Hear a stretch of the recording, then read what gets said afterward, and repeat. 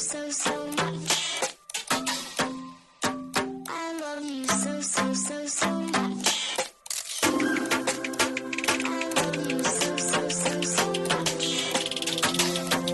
I love you so much. Hello, all you positive heads out there. Thanks for tuning your beautiful brainwaves into another episode of the Positive Head Podcast, where we are firmly convinced that creating success and happiness is rooted in understanding the ultimate nature of reality and the fact that as human beings, we are all immensely powerful fractals of the one and only source consciousness which creates and animates all things. After years of exploring this awe-inspiring truth on this podcast, I'm super excited to announce that we are now going even deeper down the rabbit hole on the new late-night style consciousness-elevating talk show called Optimistic, which features none other than you, the listeners.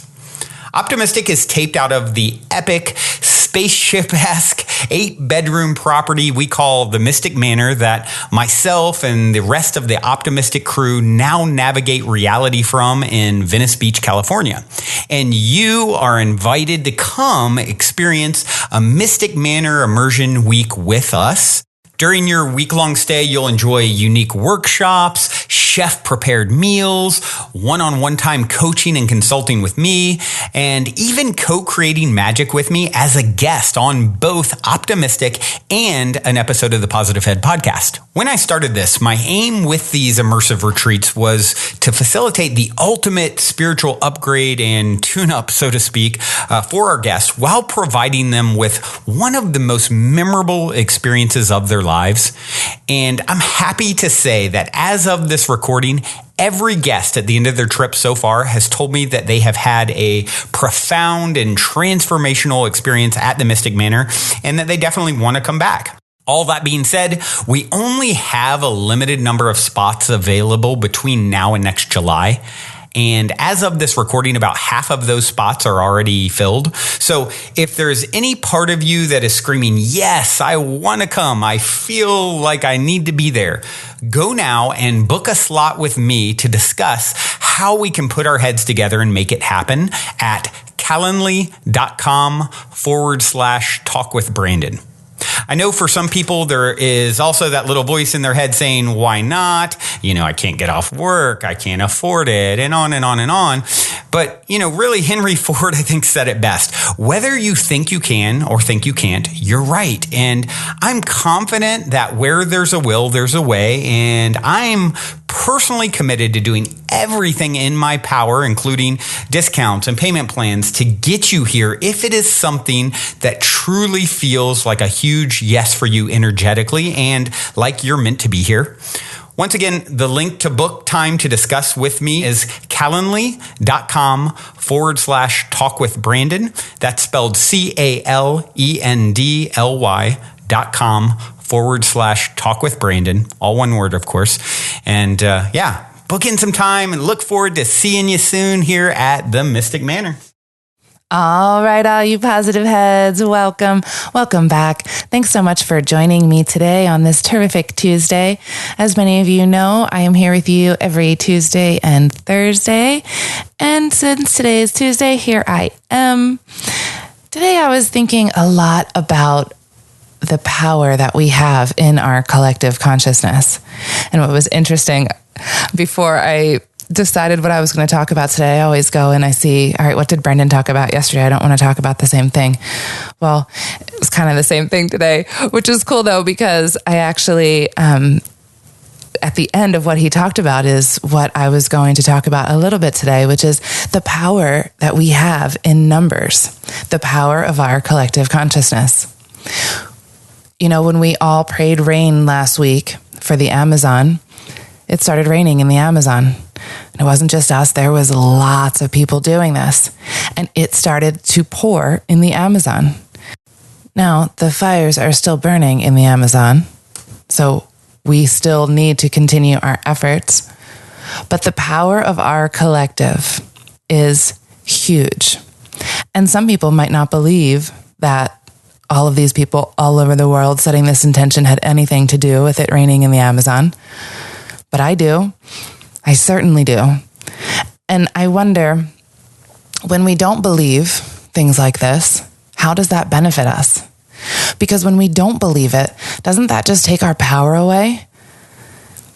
Our power exists in the belief that we even have this power in the first place. So if we don't have the belief that we can do things like that, then that's not benefiting us.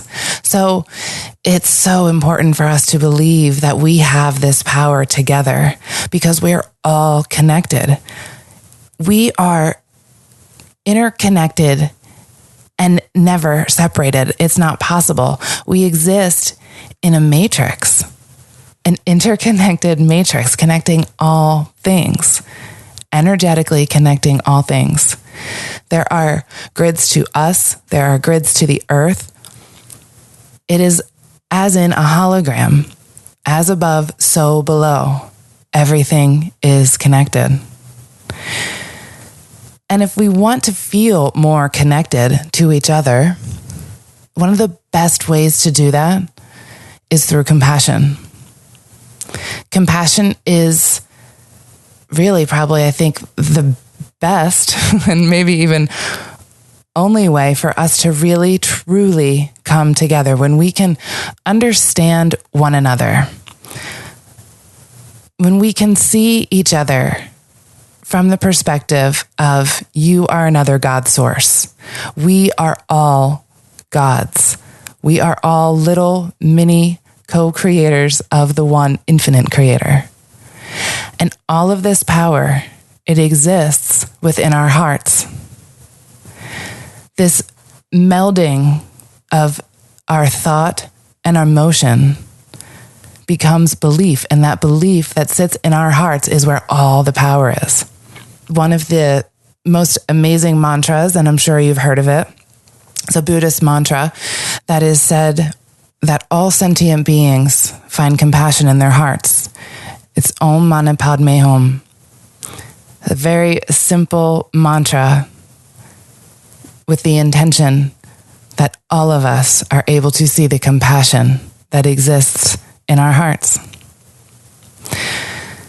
This field that we are all a part of, that is making us who we are, is what it is because of our beliefs. Have you guys ever heard of the Maharishi effect, where groups of people get together and meditate, and then it's looked at in studies and it's shown that during that time, the amount of crime and war actually goes down because of the group intention that is being set, because of that energy that is being put out into the field, into the matrix that is us, that is consciousness, that is God. You know, some of my favorite speakers on this topic are Lynn McTaggart and Greg Braden and Bruce Lipton and Joe Dispenza. They all have so many good things to say about this concept of the field and working within it and harnessing the power of our collective within this field. And it's very sciencey. And I didn't quite want to go there today. I felt like a little bit more poetic, beautiful words. And so I thought of Return of the Bird Tribes. And just so happens that the last chapter I've read of Return of the Bird Tribes was the Great Day of Purification. And the chapter that comes immediately after that is called The Energy Behind the Wind. And it just so happens to be all about this field. And I'm going to read this, but before I do, I'm not going to read all of it. I'm going to read most of it. Skip around a little bit, but I'm going to read the bulk of the message I want to convey today. But I just want to make another point before I do, is that it is this field that exists all around us. This is the field that we tap into, that our intuition listens to, that psychics can read. This is where we see auras and different colors and energy webs. This is the field. This is the field we're tapping into consciously. So chapter 13, the energy behind the wind. Behind the subtle breezes that whisper through the treetops, fine and delicate energies pulse into your world from the spirit world. From an energy level not visible to your senses, but as tangible as all of you touch and hear. You detect these energies, taste them, feel them. They come pulsing out of the early morning air above the trees, gliding swiftly past you, lifting tiny hairs on the surface of your skin. Out in the meadow and beyond they flow. You cannot see them, but you sense them and know they are there. Watching these subtle whispers behind the wind, you notice that the birds are watching them too, playing with them, learning from them the news, gathering a picture of what the day has in store. You become aware of little messages going back and forth throughout the forest. Every tree, every fern, every moss-covered stone is aware, sensitive, listening. The natural world is attuned to a multi-dimensional communication that is always happening, flowing back and forth. As you listen to it, the wind tells you things. You allow its currents to gently move your thoughts as the eagle flying low over the treetops lets them move his wings. You sense how the eagle waited in the tallest tree on the ridge to catch a certain expected current, riding it when it came, gliding before it as it broke, like a wave releasing warm air across the valley. If there were words put to these subtle conversations of nature, what message would they convey? These designs and patterns, sliding quietly into your world from a realm beyond. You watch and listen, blending with what comes your way. Somewhere in these currents, there is a meaning for you. You notice that these energies, more subtle than the breezes, are in fact the reason why the winds circle as they do. The currents of moving air respond to these subtler energies and express a portion of their information flow. You begin to see in a new way the forest, a system of living information flowing back and forth along an invisible, but to you, an increasingly perceptible network of energy. You feel it, picture it, with something deeper and more clear-sighted than the physical eye. Little webs of pulsing current crisscrossing among the trees, networking, joining, slowly circling in the swirling presence of a vast and eternal being. And along these webs comes information, sailing from one world to another. As you relax, you blend into this pulsing network. You no longer feel separate from the grid of its swirling creative energy. You feel it within you, around you, merging back into the ground of being. The little voices behind the wind lead you into an awareness of the intention that is calling out the life of this earth. You release all tension that would hold and define that great love. You relax your self-images, your ideas, your beliefs. You let go of your concepts about being human. As your cultural definitions fall away, you experience a natural expansion of awareness. You know yourself as a part of the world around you. It is a physical as well as a spiritual experience. You no longer force the creative energy of life into arbitrary structures of interpretation. You let the energy flow as it will. You become aware of the living presence of God.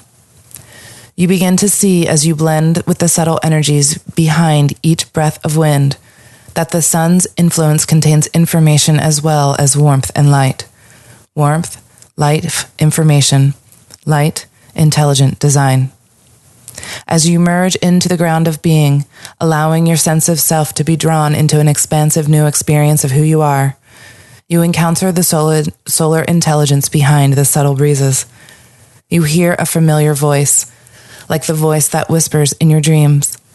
It tells you things that at first come to you as matter-of-fact observations, things that of course you had always known. And yet, when in the deepest relaxation you allow these solar winds to blow through the words you have stored in human mind, you realize that these insights, obvious to you in your natural state, are not acknowledged by the human world in which you live, though children and poets at times sense them still. You listen to catch the words that will help translate your perception. In every moment, the Great Spirit communicates to all creatures everything they need to know. Through 10,000 billion agents, angel, elemental, animal, vegetable, and mineral, through the vast and subtle network of living design beyond the weather, before the wind, the truth is ever being transmitted into this world of form. It is up to each one to sense how that truth translates and relates to him or her in each moment of the day. And this is as true for humans as it is for any other creature. The process is not complex. The sensing and translating is not done with the mind. It is an autonomic process that occurs spontaneously below the level of thought when judgment subsides and allows perception to simply be. A natural process that takes place effortlessly when your mind relaxes its cultural interpretations and trusts you to experience the natural clarity that is always present when you are present. In the historical state, this natural process is overridden by human insistence on making decisions with the intellect alone. Intellect is a good thing. Reason is a valuable tool, but the mind was created to serve, not to eclipse the human spirit. In attunement with the creative energies that pulse beneath the outer surface of life, spirit has ways of determining behavior that are far more rapid and effective than anything an ego could calculate through slow motion linear reasoning. Notice first from below the level of your reasoning, from above the level of your individual identity. Notice the rich and awesome world around you. Feel its impressions. Notice how they change like a kaleidoscope, slowly rotating, shifting and rearranging colors, hues, shapes, and vibrations as they tumble slowly over, one moment into the next. In every moment you have around you all of the information you require. You are at all times surrounded by the truth of what is, the energies behind the wind. They are signaling to you. On the subtle levels of being that which precede the winds, the spirits who take form on earth first enter this material plane. Most of them enter on the solar wind and live only for a moment or two, an hour or a day. Ice crystal egos form around them in the upper atmosphere and melt before they touch the ground. But some learn to live longer. Some find their way into feather and fur. What comes before the morning breeze? Subtle intentions of the solar wind. What comes before the breath of sun that comes before the wind? The energies of being. On a planet, turning to face her love star. Earth and sun, building a spirit bridge along the lines of attention that they turn one toward the other, lovers gazing into one another's eyes. Along the lines of their gaze, potential appears. Some of that potential becomes incarnate. Most does not. Some succeeds in attracting physical form. Some does not attract even that first crystal. An invisible field of energy around the rolling earth, a vibrational grid of form in essence, determines which patterns most easily materialize. A grid of intended creation is held suspended around the world, an image of what is to be, an order, implicate, becoming. You feel yourself relaxing into deep awareness of our kind. You feel us surrounding you, working with you, assisting you in the world you have chosen. Ideas occur along the lines of gravitation between earth and star. We hold some of these ideas as one might hold an image in the mind. We visualize what we would like to see incarnate. Eventually, creation will reflect our designs. For, along the energy pattern images we suspend in consciousness, creatures take form. Creatures that find themselves incarnate in biological form, in feather, leaf, or flesh, have formed along the lines of this energy grid that exists on the surface of the earth, where her atmosphere mingles with the light of the nearest star. This energy grid is our perfect image of a child implicit in the order of the universe, the child in which the spirit of the Eternal One begins to awaken. This is the being of God, drawing the earth's biosphere into a single living body. Everything in nature pulses with a sense of this being. Every ripple on the ocean, every hill and every mountain, every particle of matter contains the total information of all creation. It is radiating out from everything. Relaxing your individual sense of self, this is the being that you become. Totally satisfying, what your heart has been longing for. Releasing fictitious images to the wind, you feel, you know. You accept the image and likeness of God, the perfect pattern image of the angel that you are. In that acceptance, you experience the fulfillment that is your mission and purpose in time. There is a perfect image for you, a spirit energy field that calls your biology into the vibrating patterns of being's perfect purpose. You have only to relax and release the ways you have formerly thought of yourself to sense this perfect image, to feel your spirit purpose, to allow God to describe you. Why create yourself in the image of imperfection when the Great Spirit, source of all life, holds out to you an image of unspeakable beauty? Can you feel it now, fluttering into the atmosphere of your consciousness? It is defining you as a projection of all that is, as a steward, a caretaker, bearing special gifts of love for the earth and for all her creatures, for the fishes of the sea, and for the four-footed, the winged, and for all of you that perceive. This world lives inside you. Her creatures are the organs of your body. They are a part of you. They are you. You are this world's organ of consciousness, awakening. You are eternity's love for time, embodied in human form. Your being and God's being are one. And it all comes back to oneness. Always does, because we are. Well, everyone, I hope you enjoyed that chapter from the bird tribes today. I thought it illustrated this concept of the matrix and the field and this energy grid that we have as our power, and especially powerful in the collective that we have to tap into. So I hope you enjoyed that. I am going to leave you with a song for today. This is Marti Nico and DJ Drez. Om Mani Padme Hum. Till next time, everyone. Love you all. And if you're feeling the call to come for a week retreat-style Mystic Manor immersion, remember to go now and book your time to speak with me directly about stepping into the optimistic vortex at calendly.com/talk with Brandon while there are still spots left. Otherwise, I look forward to co-creating magic with you at the Mystic Manor.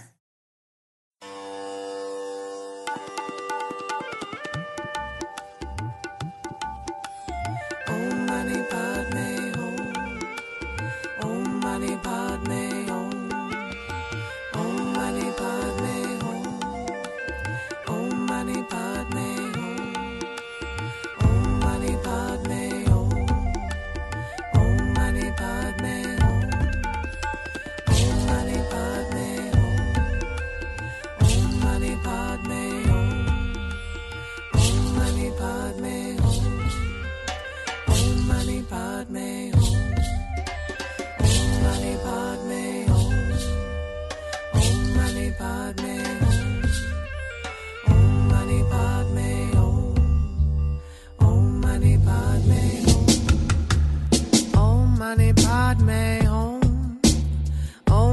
Padme Hum.